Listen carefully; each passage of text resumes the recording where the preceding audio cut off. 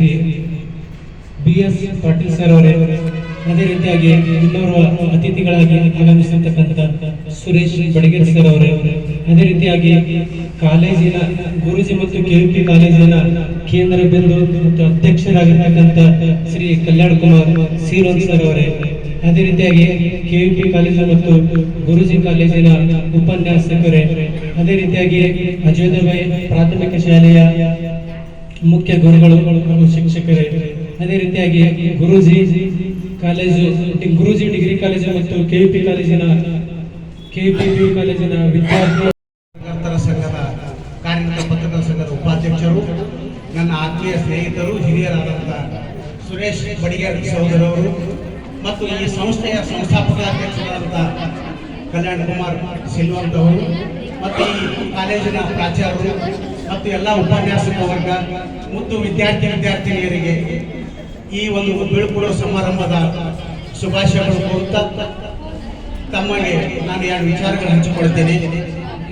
ಈ ಬೀಳ್ಕೊಡುವ ಸಮಾರಂಭ ಪ್ರಥಮ PUCದವರು ದ್ವಿತೀಯ PUCದವರಿಗೆ ಬೀಳ್ಕೊಡ್ತಾ ಇರ್ತಾರೆ. ಸಂಪ್ರದಾಯ, ನಮ್ಮ ಪದ್ಧತಿಗಳು ಒಂದು ಅರ್ಥಪೂರ್ಣ ಇದೆ, ಅದಕ್ಕೊಂದು ಅರ್ಥ ಇದೆ. PUC ಫಸ್ಟ್ ಇಯರ್ದವರು ಪ್ರವೇಶಗಳು ಪಡೆದಾಗ ದ್ವಿತೀಯ ವರ್ಷದವರು ಸ್ವಾಗತ ಮಾಡ್ತಾರೆ. ಶಿಕ್ಷಣವೇ ಜೀವನ, ಜೀವನವೇ ಶಿಕ್ಷಣ ಎಂದೆಂದು ಉಸಿರಾಗಲಿ. ಈ ಶಿಕ್ಷಣ ಸಂಸ್ಥೆ ಇಂಥ ಜ್ಞಾನವನ್ನು ರೂಪಿಸುವ ಈ ಶಿಕ್ಷಣ ಸಂಸ್ಥೆ ನನ್ನ ಚಿರಋಣಿ ಎನ್ನುವಂತೆ ಈ ಕಾರ್ಯಕ್ರಮದ ಮೊದಲನೇ ಹೆಜ್ಜೆ ಪ್ರಾರ್ಥನಾ ಗೀತೆ. ಈ ಗೀತೆಯನ್ನು ಹಾಡಲು ಬರಲಿದ್ದಾರೆ PUC ಪ್ರಥಮ ವರ್ಷದ ವಿದ್ಯಾರ್ಥಿನಿಯರಾದ ಶಾಂಭವಿ ಮತ್ತು ಸಂಗಡಿಗರು.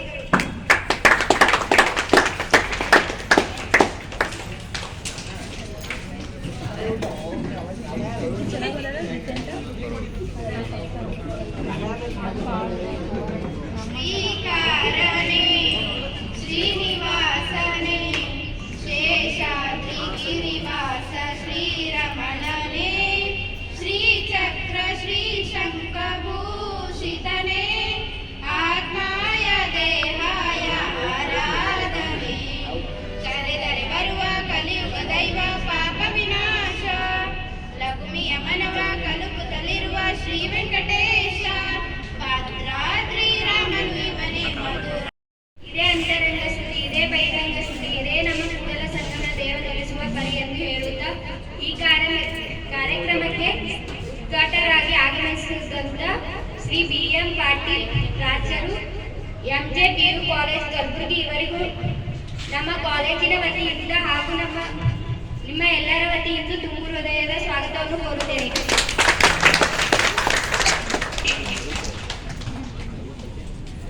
ಅದೇ ರೀತಿಯಾಗಿ ಇನ್ನೊಂದರ ಮುಖ್ಯ ಅತಿಥಿಯಾಗಿ ಆಗಮಿಸಿದಂತ ಶ್ರೀ ಸುರೇಶ್ ಬಡಿಗೇರ್ ಕಾರ್ಯನಿರತ ಪತ್ರಕರ್ತರಾದ ಸಂಘದ ಜಿಲ್ಲಾ ಉಪಾಧ್ಯಕ್ಷರಾದ ಇವರಿಗೂ ನಮ್ಮ ಕಾಲೇಜಿನ ವತಿಯಿಂದ ಹಾಗೂ ನಿಮ್ಮ ಎಲ್ಲರ ವತಿಯಿಂದ ತುಂಬು ಹೃದಯದ ಸ್ವಾಗತವನ್ನು ಕೋರುತ್ತೇನೆ. ಅದೇ ರೀತಿಯಾಗಿ ನಮ್ಮ ಕಾಲೇಜಿನ ಅಧ್ಯಕ್ಷರಾದ ಶ್ರೀ ಕಲ್ಯಾಣ್ ಕುಮಾರ್ ಸಿಲ್ವಂತ್ ಸರ್ ಅವರಿಗೂ ನಿಮ್ಮೆಲ್ಲರ ವತಿಯಿಂದ ತುಂಬು ಹೃದಯದ ಸ್ವಾಗತವನ್ನು ಕೋರುತ್ತೇನೆ. ಈ ಕಾಲೇಜಿನ ಎಲ್ಲ ಉಪನ್ಯಾಸ ಸಿಬ್ಬಂದಿ ವರ್ಗದವರು, ಬೋಧಕೇತರ ಸಿಬ್ಬಂದಿ ವರ್ಗದವರಿಗೂ ನಮ್ಮ ಕಾಲೇಜಿನ ವತಿಯಿಂದ ಹಾಗೂ ನಮ್ಮೆಲ್ಲರ ವಿದ್ಯಾರ್ಥಿನಿ ವತಿಯಿಂದ ತುಂಬು ಹೃದಯದ ಸ್ವಾಗತವನ್ನು ಕೋರುತ್ತೇನೆ. ಅದೇ ರೀತಿಯಾಗಿ ಈ ಕಾರ್ಯಕ್ರಮದ ಕೇಂದ್ರ ಬಿಂದು ಆಗಿರತಕ್ಕಂಥ ಎಲ್ಲ ವಿದ್ಯಾರ್ಥಿನಿ ಮತ್ತು ವಿದ್ಯಾರ್ಥಿನಿಯರಿಗೂ ನಮ್ಮ ಕಾಲೇಜಿನ ವತಿಯಿಂದ ಹಾಗೂ ನಮ್ಮೆಲ್ಲರ ವತಿಯಿಂದ ತುಂಬು ಹೃದಯದ ಸ್ವಾಗತವನ್ನು ಕೋರುತ್ತೇನೆ. ಮತ್ತೊಮ್ಮೆ ಈ ಕಾರ್ಯಕ್ರಮಕ್ಕೆ ಆಗಮಿಸಿದಂತ ಎಲ್ಲರಿಗೂ ತುಂಬು ಹೃದಯದ ಸ್ವಾಗತವನ್ನು ಕೋರುತ್ತೇನೆ.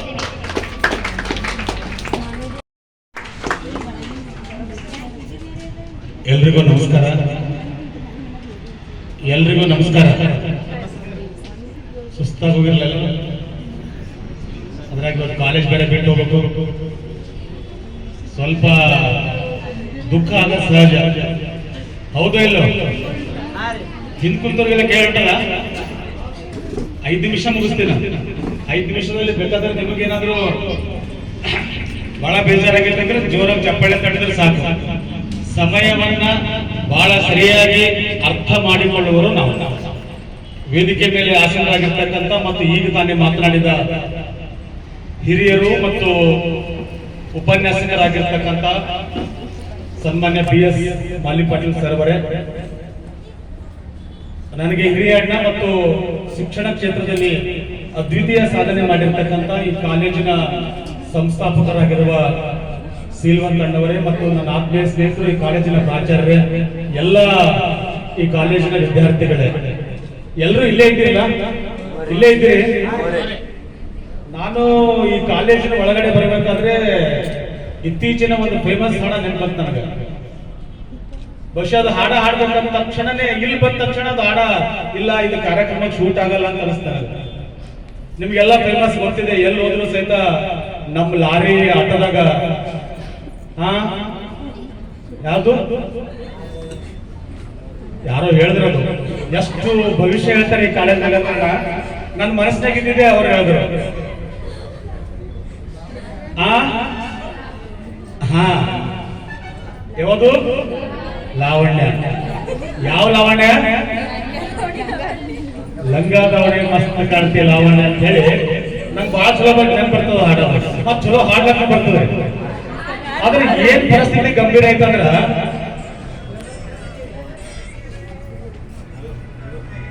ಪರಿಸ್ಥಿತಿ ಎಷ್ಟು ಗಂಭೀರ ಆಗಿದೆ ಅಂದ್ರೆ, ನಾನು ಅಣ್ಣವ್ರ ಜೊತೆ ಸ್ವಲ್ಪ ಮಾತಾಡಿ ಎಲ್ಲ ತಮ್ಮದೇ ಹೊಂಟ್ರೆ ಅಂತ ಹೇಳಿ ಕಾಜು ಕಿಸ್ಮಿಸ್ ತರಿಸಿರು, ಮೆತ್ತಗೆ ಜಡ್ದಿದ್ದಾರೆ ಒಳಗೆ ಕೂತೀವಿ.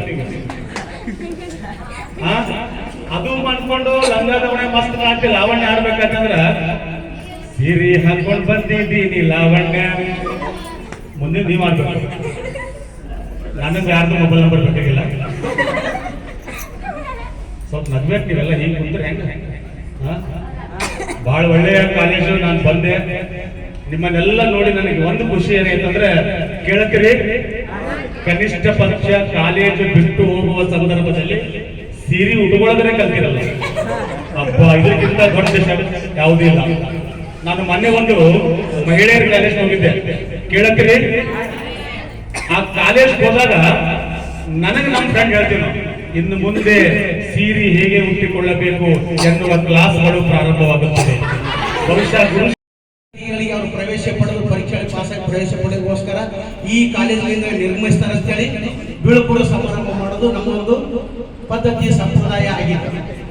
ಆದ್ರೆ ಇವುಗಳ ಮಧ್ಯೆ ಒಂದು ಸಂಬಂಧ ಇದೆ.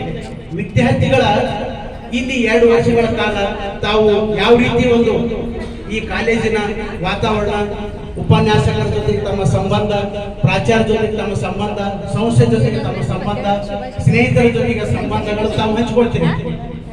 ಆದ್ರೆ ಇದನ್ನೆಲ್ಲ ಹಂಚಿಕೊಳ್ಳೋದ್ರಲ್ಲಿ ಜೀವನದಲ್ಲಿ ಇವುಗಳ ಮಧ್ಯೆ ನೀವು ಒಂದು ಸಾಧನೆ ಮಾಡಬೇಕು. ಏನಂದ್ರೆ, ವಿದ್ಯಾರ್ಥಿಗಳು ತಮ್ಮ ಒಂದು ಮುಂದಿನ ವಿದ್ಯಾಭ್ಯಾಸಕ್ಕಾಗಿ ಹೋಗುವಾಗ ಒಂದು ಗುರಿ ಇಟ್ಕೊಂಡಿರ್ಬೇಕು, ಒಂದು ಛಲ ಇರಬೇಕು. ಒಂದು ಗುರಿ, ಒಂದು ಛಲ ಇರಲಾರ್ದೆ, ಪ್ರಯತ್ನ ಇರಲಾರ್ದೆ ಯಾವುದೇ ಕೆಲಸ ಕೈಗೂಡೋದಿಲ್ಲ. ಆ ಕೆಲಸ ಹೆಂಗಂದ್ರೆ ನಮ್ಗ ನಿದ್ದೆಯನ್ನು ಎಬ್ಬಿಸ್ಬೇಕು. ಕನಸುಗಳು ಬೀಳ್ತಾವ, ಅವೆಲ್ಲ ಸುಳ್ಳು ಅಂತ ಹೇಳ್ತೀವಿ ನಾವು. ಕನಸು ಸುಳ್ಳು ಇರ್ತದೆ ಸರ್ ಅಂತ ಹೇಳಿ. ನಿಜವಾದ ಕನಸು ಬೀಳ್ಬೇಕು. ಎಂತ ಕನಸು ಬೀಳ್ಬೇಕಂತಂದ್ರ, ನಾನು ಹಿಂಗ ಆಗ್ಬೇಕು, ನಾನು ಇದಾಗ್ಬೇಕು, ನಾನು ಗ್ರಾಜುಯೇಟ್ ಮುಗಿಸ್ಬೇಕು, ನಾನು ಪೋಸ್ಟ್ ಗ್ರಾಜುಯೇಟ್ ಆಗ್ಬೇಕು, ನಾನು ಒಂದು ಸ್ಪರ್ಧಾತ್ಮಕ ಪರೀಕ್ಷೆಗಳಲ್ಲಿ ಏನಪ್ಪಾ ಅಂದ್ರೆ ನಾನು ತೇರ್ಗಡೆ ಆಗ್ಬೇಕು, ನಾನು ಸತತವಾಗಿ ಅಭ್ಯಾಸ ಮಾಡಬೇಕು, ಮತ್ತು ನಾನು ನನ್ನ ಹೆತ್ತ ತಂದೆ ತಾಯಿಗಳಿಗೆ, ನನ್ನ ಕುಟುಂಬಕ್ಕೆ ನಾನು ಒಂದು ಗೌರವ ತರಬೇಕು. ಅದೇ ರೀತಿ ನಾನು ಕಲಿತ ಶಾಲೆಗೆ ಏನಪ್ಪಾ ಅಂದ್ರೆ ಒಂದು ಗೌರವ ತರಬೇಕು. ಸಮಾಜದ ಋಣ ನಾನು ಏನಾದರೂ ಸಮಾಜದಿಂದ ಇವತ್ತು ನಾನು ಹೇಗೆ ಪಡ್ಕೊಂಡಿರ್ತೀನಿ. ಇವತ್ತು ನಾನು ಈ ಲೆವೆಲ್ ಬರಬೇಕಾದ್ರೆ, ನೀವು ಸರ್ ಈ ಲೆವೆಲ್ ಬರಬೇಕಾದ್ರೆ, ಯಾರೇನೋ ಇಲ್ಲಿ ಬರಬೇಕಾದ್ರೆ ನಮಗೆ ಪ್ರತ್ಯಕ್ಷವಾಗಿ ಪರೋಕ್ಷವಾಗಿ ಬೇರೆಯವ್ರ ಸಹಾಯ ಆಗಿರ್ತೀವಿ. ನಮಗೂ ಈಗ ನಿಮ್ಗೆ ಹೆಂಗ್ ಸರ್ ಸಹಾಯ ಮಾಡಿರ್ತಾರೆ, ಹಂಗೆ ನಮಗೂ ಸರ್ಗಳು ಸಹಾಯ, ನಮ್ಗೆ ಹಿರಿಯರು ನಮ್ಗೆ ಸಹಾಯ ಮಾಡಿದ್ರೆ ನಾವು ಈ ಲೆವೆಲ್ ಬಂದಿರ್ತೀವಿ. ಅದು ಒಂದು ಋಣ ಅಂತ ಕರಿತೀವಿ ನಾವು. ಆ ಋಣ ಅಂತ, ಆ ಋಣ ಅಂತಕ್ಕಂಥದ್ದು ನಾವು ತೀರಿಸ್ಕೋಗ್ಬೇಕು. ಆದಷ್ಟು ಪೂರ್ತಿ ಆಗಲ್ಲ. ಇವತ್ತೊಬ್ರು ನಮ್ಗೆ ಏನೋ ಸಹಾಯ ಮಾಡಿದ್ರೆ ನಮ್ಗೆ ಅವರಿಗೆ ಸಹಾಯ ಮಾಡ್ಲಿಕ್ಕೆ ಆಗಲ್ಲ, ಬೇರೆಯವರಿಗಾದ್ರೂ ಮಾಡ್ಬೇಕು. ಅದಕ್ಕೆ ಆ ರೀತಿಯಲ್ಲಿ ಮುಂದೆ ನೀವು ಕೂಡ ತಮ್ಮ ಭಾವಿ ಜೀವನ ಏನಪ್ಪಾ ಅಂತಂದ್ರ ರೂಪಿಸ್ಕೊಂಡು ಈ ಹೆತ್ತ ತಂದೆ ತಾಯಿಗಳ, ಕುಟುಂಬದ ಮತ್ತು ನಮ್ಮ ಕಲಿಸಿದಂತ ಗುರುಗಳ, ಶಿಕ್ಷಕರ ಮತ್ತು ಈ ಸಮಾಜದ ಮತ್ತು ಈ ರಾಷ್ಟ್ರದ ಒಂದು ನಾವೇನಪ್ಪ ಏನಾದ್ರೂ ಒಂದು ಕೊಡುಗೆ ಕೊಡಬೇಕು. ಸಾವು ಮತ್ತು ಬದುಕಿನ ಮಧ್ಯೆ ನಾವೆಲ್ಲರೂ ಹುಟ್ಟಿ ಒಂದು ದಿನ ಸಾಯಲೇಬೇಕು. ಅಥವಾ ಈ ಜಗತ್ತಿನಲ್ಲಿ ಭೂಮಿ ಮೇಲೆ ಯಾರಾದರೂ ಹುಟ್ಟಿನಿಂದ ಜೀವಂತಿಂದವ್ರು ಅದರ ಯಾರಿಲ್ಲ. ಏನು ಸರ್ ಒಬ್ರು ಆತ್ಮಹತ್ಯಾರ್ರಿ, ಅವ್ರು ಸತ್ತಿಲ್ರಿ. ಒಬ್ರು ಪ್ರಧಾನಮಂತ್ರಿ ಅವರು ಕಂಡಪಟ್ಟಿ ದುಡ್ಡು ಸರ್ ಸತ್ಯ ಇಲ್ರಿ ಅವರು ಇಲ್ಲ. ನಾವೆಲ್ಲರೂ ಬರಬೇಕು, ಅತಿಥಿಗಳಾಗಿ ಭೂಮಿ ಮೇಲೆ ಜೀವಿಸಬೇಕು ಮತ್ತು ನಾವು ಹೊರಟು ಹೋಗ್ಬೇಕು. ಇದು ಸೃಷ್ಟಿ ನಿಯಮ. ಮತ್ತು ನಮಗೆ ಬಾಲ್ಯ, ಯೌವನ, ಹಲವಾರು ನಾವು ಹಂತಗಳು ನೋಡ್ತೀವಿ. ಅದನ್ನು ನಿಸರ್ಗ ನಮ್ಮನ್ನು ಹೆಂಗೆ ಬದಲಾವಣೆ ಮಾಡ್ತದೆ ನೋಡಿ. ನಾನೇ ಬಾಲಕರಿದ್ದಾಗ ಒಂದು ಟೈಪ್ ಇರ್ತೀವಿ, ಸ್ವಲ್ಪ ಯೌವನಾವಸ್ಥೆ ಬಂದಾಗ ಒಂದು ಟೈಪ್ ಆಗ್ತೀವಿ, ಸ್ವಲ್ಪ ಮಧ್ಯಾವಸ್ಥೆ ಬಂದಾಗ ಒಂದು ಟೈಪ್ ಆಗ್ತೀವಿ, ಸ್ವಲ್ಪ 50-65 ಒಂದು ಟೈಪ್ ಆಗ್ತೀವಿ. ನಮ್ಮಲ್ಲಿ ಎಷ್ಟೇ ಹಣ ಇರಲಿ, ಜ್ಞಾನ ಇರಲಿ, ಸಂಪತ್ತಿರಲಿ, ಪದವಿಗಳಿರಲಿ, ಏನೇ ಇರಲಿ, ಆದ್ರೆ ಅದನ್ನು ನಿಸರ್ಗ ನಮ್ಮನ್ನು ಹೆಂಗೆ ಬದಲಾಯಿಸ್ತದ. ಅದ್ರ ಜೊತೆಗೆ ನಾವೇನಪ್ಪ ಅಂದ್ರೆ ಬದಲಾವಣೆಗಳು ಕೂಡ ಆಗ್ಬೇಕು. ಮತ್ತೆ ಅದೇ ರೀತಿ ನಾವೇನಪ್ಪ ಅಂದ್ರೆ ಈ ಶಿಕ್ಷಣ ರಂಗಕ್ಕೆ, ಸಮಾಜಕ್ಕೆ ಏನಪ್ಪಾ ಅಂದ್ರೆ ನಾವೇನಪ್ಪ ಅಂದ್ರೆ ಒಂದು ಕೊಡುಗೆಯನ್ನು ಕೊಡ್ಬೇಕು. ನಾಳೆ ನೀವು ಶಿಕ್ಷಕರಾದ 10 ಜನ 100 ವಿದ್ಯಾರ್ಥಿಗಳಿಗೆ ನೀವು ಮಾರ್ಗದರ್ಶನ ಮಾಡ್ತೀರಿ, ಶಿಕ್ಷಣ ಕೊಡ್ತೀರಿ. ಆದ್ರಲ್ಲ 10 ಮಂದಿ ವಿದ್ಯಾರ್ಥಿಗಳಾದ್ರೆ ನೀವು ನೆನೆಸ್ಬೇಕು, ನಮ್ಗೆ ಸರ್ ಹಿಂಗಿದ್ರು, ಇಂಥದ್ದು ನಮ್ಗೆ ಕಲಿಸಿದ್ರು, ಇಂಥದ್ದು ಭಾರಿ ಹೇಳ್ತಿದ್ರು ನಮ್ಗ ಅಂತ. ನಿಮ್ಮಲ್ಲಿ ಅಂತ ಒಂದು ಕೌಶಲ್ಯ ಇತ್ತಂದ್ರೆ ಆ ವಿದ್ಯಾರ್ಥಿಗಳು ನಿಮ್ಗೆ ನೆನಪು ಮಾಡ್ಕೋತಾರೆ.